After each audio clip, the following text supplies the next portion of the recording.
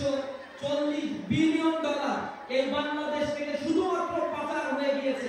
আর এই পাচারের সাথে যারা জড়িত রয়েছে তারা নিঃসন্দেহে কোনো দিনমজুর, কুলি মজদুর, রিকশাওয়ালা অথবা কোনো শ্রমিক নয়।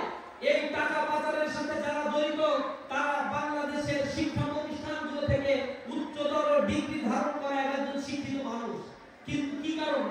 এই খেটে খাওয়া মানুষের ট্যাক্সের টাকাগুলো তারা দুর্নীতি করে সম্পদের পাহাড় করেছে, বিদেশে গিয়ে বড় বড় বিল্ডিং তারা তৈরি করেছে, লাক্সারিয়াস লাইফ লিড করছে, পৃথিবীর বিভিন্ন জায়গায় এখন আলিশান জীবনযাপন তারা করছে। অথচ 9 মাস আগেও এই বাংলাদেশে হাজার হাজার ছাত্র জনতার বুকের উপরে তারা গুলি ছুড়ে শহীদ করে দিয়েছিল। তাদের দৃশ্যমান বিচার হয় না। এই বাংলাদেশ থেকে তারা টাকা পাচার করে দেদারসে জীবনযাপন করছে। এই সকল নেতাদের শিক্ষার হয়তো কোনো অভাব ছিল না, কিন্তু সুশিক্ষার অনেক বেশি ক্রাইসিস এদের মধ্যে ছিল। শিক্ষিত হয়েছে, তারা দুর্নীতি করেছে, কোটি কোটি টাকা লুটতরাজ করেছে। বাংলাদেশ যখন স্বাধীনতা অর্জন করেছে, এই সমসাময়িক সময়ে স্বাধীনতা অর্জন করেছিল মালয়েশিয়া, সিঙ্গাপুর, হংকং, তাইওয়ান। এই লিটল ড্রাগন মুক্ত ইকোনমিক্সের দেশগুলোকে যদি আমরা দেখি তাহলে আমরা দেখব 50-60 বছরের ব্যবধান এই কান্ট্রিগুলো এখন ডেভেলপ নেশনে পরিণত হয়েছে, উন্নত দেশে পরিণত হয়েছে। তাদের মাথাপিছু আয় $80,000 মার্কিন ডলার, $40,000 মার্কিন ডলার, $90,000 মার্কিন ডলার ছেয়ে গেছে। কিন্তু বাংলাদেশে স্বাধীনতা উত্তর 54 বছর পেরিয়ে গেল, $3,000 মার্কিন ডলার এখন আমাদের মাথাপিছু আয় আমরা পার করতে পারি না। এই বছর বাজেটে দেখা গিয়েছে 2,820 মার্কিন ডলার আমাদের মাথাপিছু আয় দাঁড়িয়েছে। রিজার্ভের পরিমাণ খুব বেশি ভালো না। অর্থনৈতিক সেক্টরগুলো এখনো ভঙ্গুর অবস্থা, ফ্রাজাইল অবস্থার মধ্যে দিনাতিপাত করছে। এই জায়গায় আমাদের থাকার কথা ছিল না। অথচ বাংলাদেশে এই মুহূর্তে ডেমোগ্রাফিক ডিভিডেন্ড চলছে, যেখানে তরুণদের সংখ্যাই বাংলাদেশে সবচেয়ে বেশি।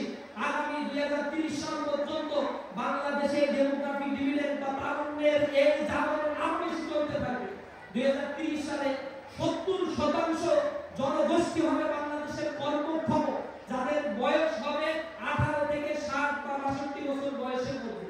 এ বাংলাদেশে ডিপেন্ডেন্স পিপলের সংখ্যা বা বৃদ্ধ মানুষের সংখ্যা এখন মাত্র 9%। এই তারুণ্যকে কাজে লাগাতে পারলে পৃথিবীর সকল দেশ, চায়নার কথা আপনারা চিন্তা করেন, এই দেশের চায়নার ডেমোগ্রাফিক ডিভিডেন্ড এখন আস্তে আস্তে কমে যাচ্ছে। প্রতি বছর তাদের 80 থেকে 90 লক্ষ করে জনগোষ্ঠী, জনসংখ্যা কমে যাচ্ছে। পৃথিবীর বহু দেশ রয়েছে, অন্তত 56টা দেশ, যেখানে নেগেটিভ পপুলেশন, মাইনাস পপুলেশন, জনসংখ্যা হয় না। কিন্তু বাংলাদেশের জন্য মহান আল্লাহ রাব্বুল আলামিনের পক্ষ থেকে এটা একটা বড় নিয়ামত যে বাংলাদেশে এর ছোট্ট একটা ভূখণ্ড আমরা পেয়েছি।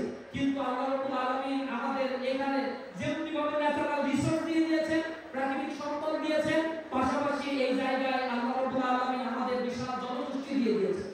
এই জনগোষ্ঠীগুলোকে যদি কাজে লাগানো যায়, কারিগরি শিক্ষায় শিক্ষিত করা যায়, মেধাবী জনগোষ্ঠীকে গবেষণা খাতে কাজে লাগানো সম্ভব হয়, তাহলে এই দেশটিও উন্নতির স্বর্ণশিখরে আরোহণ করতে 5 বছরের বেশি সময় লাগবে না।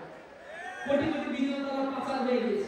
এগুলো যদি যুবকদের হাতে দিত, শিক্ষা প্রতিষ্ঠানগুলোতে দিয়ে শিক্ষা প্রতিষ্ঠান ডিজিটালাইজেশন করে দিত, যারা লেখাপড়া করতে পারছে না আনুষ্ঠানিক এবং অনানুষ্ঠানিক বৃত্তি প্রকল্প চালু করে এখানে যদি শিক্ষার্থীদের প্র্যাকটিস করা যেত, গ্রাম অঞ্চল, প্রত্যন্ত অঞ্চলগুলোর শিক্ষা প্রতিষ্ঠানগুলোকে যদি ডিজিটালাইজেশন ফরম্যাটে নিয়ে এসে শিক্ষার আধুনিকায়নের মধ্য দিয়ে গ্রামের এই প্রজন্মের মেধাবীদেরকে তুলে নিয়ে আসা সম্ভব ছিল, তাহলে এই দেশটা উন্নতি আরো উচ্চ জায়গায় আরোহণ করতে পারত। কিন্তু আশ্চর্য, আমরা এটা দেখি না। এরকম মেধাবীরা যারা সিঙ্গেল ডিজিট অর্জন করছে, লেখাপড়া ভালো করছে, জিপিএ 5 পাচ্ছে, বৃত্তি পরীক্ষায় অংশগ্রহণ করে মেধার স্বাক্ষর রাখছে, এদের সম্বর্ধনা দেয়া অথবা এদের মেধার পরিচর্য করার দায়িত্ব ছিল এই রাষ্ট্রে। কারণ এই রাষ্ট্রে আমরা এখানে যারা বসে আছি সবাই